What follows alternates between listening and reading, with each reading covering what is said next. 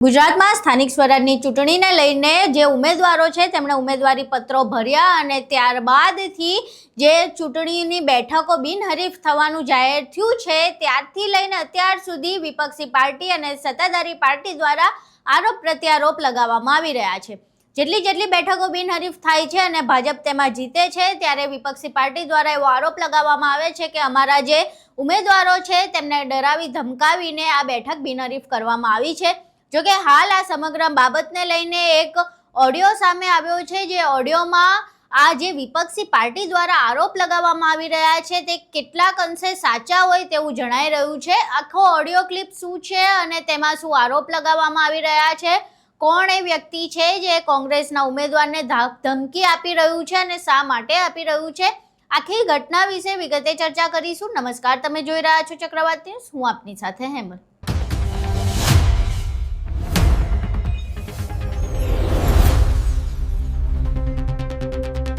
ઉપલેટા વિસ્તારથી એક ઓડિયો સામે આવ્યો છે, જેમાં ઉપલેટા તાલુકામાં કોંગ્રેસના મહિલા ઉમેદવારના દિયરને ફોન આવે છે અને આ ફોનમાં ફોર્મ પાછું ખેંચી લેવા માટે દબાણ કરવામાં આવી રહ્યું છે।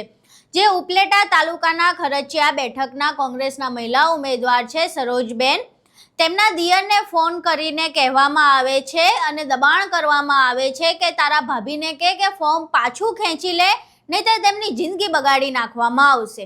આખો જે ઓડિયો છે તે પહેલાં તો સાંભળીએ કે જેમાં કોણ ફોન કરી રહ્યું છે અને જે ઉમેદવાર છે તેના દિયરને શું ધમકી આપવામાં આવી રહી છે અને ઉમેદવારી ફોર્મ પાછું ખેંચવા માટેનું પણ કહેવામાં આવી રહ્યું છે। હા, હું કીધું કે મેં કીધી તમારી વાત તમારી કઈ નથી હું અમારી તો ઘરના મેઠેલ મેં કીધું વાંધો નહીં હું કરી લીધો જગો જો આમ જો હા મેં બધા રેકોર્ડ કાઢી લીધા। જગો તમારો અમરાપુર મોટે છે, હાલો આપણે જાય ન્યા હોય હાલો નથી કિશોરભાઈ ન્યા હોય ન્યા નથી અરે તો તું કોન્ટેક્ટ કરી હા ગમે એને કોન્ટેક્ટ કરી અને એને કે અને તાર ભાભીને લઈને આવે બોધુભાઈ આવે આપણે ફોર્મ ખેંચ લઈએ, બરોબર। જો મેં જગાએ આ પાડીને એટલે મેં હીરે નક્કી કર્યું, નકર મારે શું હતું એક ખેંચે ને એક રીએ તો ગાંઠના કોરીન માંથી એક ને વધે, મારે બે ખેંચે તો ખેંચાવા હતા એટલે જગા આ પાડી એટલે મેં ઓની એને કન્ડિશન કરીને જગાને પૈસાનું કીધું ને ઓને કીધું। હવે ઓને મારે શું એમ કહેવાય કે નથી ખેંચવાનું તારે, બરોબર। હવે જો જગે ચૂંટણી લઈને ભરત એટલે આપણો સંબંધ તો ત્યાં વયો ગયો, પછી જિંદગી જગાની બગાડ નાખે। અમે નડ્યા નથી, બરોબર, અમને નળ જ ના મેળ પડે ને પછી અમે તમને કાંઈ મળ્યા છે નડવાને બદલે ચાલે છે।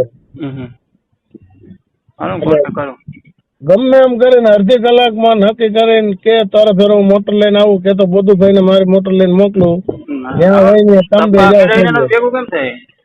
તપા કરી લે એટલી તો ભલામણ કઈ કોઈ ઉપાડી જ નથી ગયા ને જો હોય તો તમને ખબર જ હોય। પછી જગાને 5 વર્ષમાં કોઈ તું કે એટલે મને ફોન કરી દે, હું રાતે 2 વાગે તમારે ઘર પાસે ઉભો હોય, જગો જ્યાં અહીં છે ત્યાં ઉભો હોય, કોઈને તું ન કહેવા દઉં। પછી અહીં તમે ઓડિયો સાંભળ્યો જેમાં જે કોંગ્રેસના ઉમેદવાર છે તેનું ફોર્મ પરત ખેંચવા માટે ધમકી આપવામાં આવી રહી છે। જો કે આખી ઘટના સામે આવ્યા બાદ ઉમેદવારના દિયર દ્વારા પાર્ટીને આ વિશે જાણ કરવામાં આવી અને ત્યારબાદ કોંગ્રેસ પાર્ટી દ્વારા ભાયાવદર પોલીસ સ્ટેશનમાં આ અંગે લેખિતમાં અરજી કરવામાં આવી છે અને કાયદાકીય પગલાં લેવા માટે માંગ કરવામાં આવી છે। આખી ઘટના સામે આવ્યા બાદ જિલ્લા કોંગ્રેસ ઉપપ્રમુખ એવા કૃષ્ણકાંત ચોટાઈની પ્રતિક્રિયા પણ સામે આવી છે, જેમાં તેમણે ભાજપ દ્વારા કરવામાં આવતી ગુંડાગીરી વિશે વાત કરી છે। અહીં સાંભળીએ કૃષ્ણકાંત ચોટાઈ શું કહી રહ્યા છે। કૃષ્ણકાંત ચોટાઈ, રાજકોટ જિલ્લા કોંગ્રેસ ઉપપ્રમુખ। ઉપલેટા તાલુકા પંચાયતની ચૂંટણીઓ છે, ઉમેદવારોનો ફોર્મ ભરાઈ ગયા છે અને પાછા ખેંચવાનો હજુ સમય છે। આવા સંજોગોમાં ઉપલેટા કોંગ્રેસના ઉમેદવારો ઉપર ધાક ધમકીનું વાતાવરણ ભાજપ દ્વારા ઊભું કરવામાં આવેલ છે। અમારી ખારચિયા સીટના ઉમેદવાર સરોજબેન જગદીશભાઈ વિરમગામાએ ખારચિયા સીટ ઉપરથી તાલુકા પંચાયતનું ફોર્મ ભરેલ છે। કાલે લગભગ 4:55 વાગ્યે એક મોબાઈલ નંબર ઉપરથી સરોજબેનના દેર ભરતભાઈને ફોન આવેલ અને કહેલ કે સરોજબેનનું ફોર્મ તું પાછું ખેંચાવી લે, જો આ ફોર્મ પાછું ખેંચાવી નહીં લે તો સરોજબેનના પતિ જગદીશભાઈને જીવવો જેવો રહેવા નહીં દે. આવી ધમકી ભરતને મળતા ભરતે કોંગ્રેસના આગેવાનોનો સંપર્ક કરેલ હતો અને ભરતે આ અંગે બાયોદર પોલીસમાં લેખિત અરજી પણ કરેલ છે. આમ ભાજપે ચૂંટણી જીતવા માટે જે ગુંડાગીરીનો પ્રયત્ન કરે છે તે નિંદનીય છે. ચૂંટણી છે એ સામાન્ય રીતે ચૂંટણીની રીતે લડીને જીતવી પડે, એને બદલે ભાજપે જે ગુંડાગીરી કરે છે એનો કોંગ્રેસ દ્વારા વિરોધ કરવામાં આવે છે. અહીં તમે કોંગ્રેસ નેતા એવા કૃષ્ણકાંત ચોટાઈને સાંભળ્યા. આ સિવાય તમે ઓડિયો ક્લિપ પણ સાંભળી જેમાં ખરેખર રીતસરની ગુંડાગીરી કરીને એવું કહેવામાં આવી રહ્યું છે કે તારા ભાભીને કહી દે કે ઉમેદવારી પાછી ખેંચી લે. પરંતુ જે ઓડિયો સામે આવ્યો છે તે લોકશાહી પર ખૂબ જ એક ગંભીર પ્રશ્ન ઊભા કરે છે, કારણ કે આ રીતે જે ચૂંટણીઓ બિનહરીફ કરવા માટેના હથકંડા અપનાવવામાં આવી રહ્યા છે તે એક ખૂબ જ ગંભીર બાબત છે અને આ મામલે ચૂંટણી પંચે ખૂબ જ સક્રિયતાથી કાર્યવાહી કરવી જોઈએ અને આખી ઘટના જે છે તેની હકીકત શું છે તે વિશે પણ તપાસ કરવામાં આવવી જોઈએ.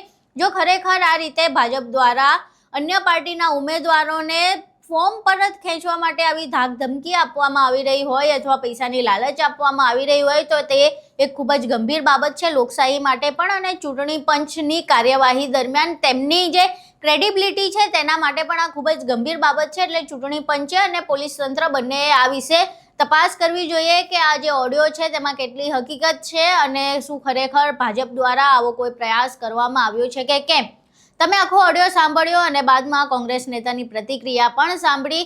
તમારું આ સમગ્ર મામલે શું માનવું છે? આ ઓડિયો કેટલો સાચો છે અને જો ખરેખર ભાજપ દ્વારા આવું કંઈ કરવામાં આવ્યું હોય તો પછી આ ધાક ધમકી અને ગુંડાગીરી બાદ ચૂંટણી પંચ અને પોલીસ તંત્ર આ મામલે શું કાર્યવાહી કરશે?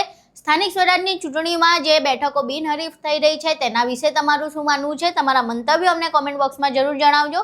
વિડીયો પસંદ આવ્યો હોય તો વિડીયોને લાઇક કરજો, શેર કરજો અને અમારી ચેનલને સબસ્ક્રાઇબ કરવાનું ભૂલશો નહીં. નમસ્કાર.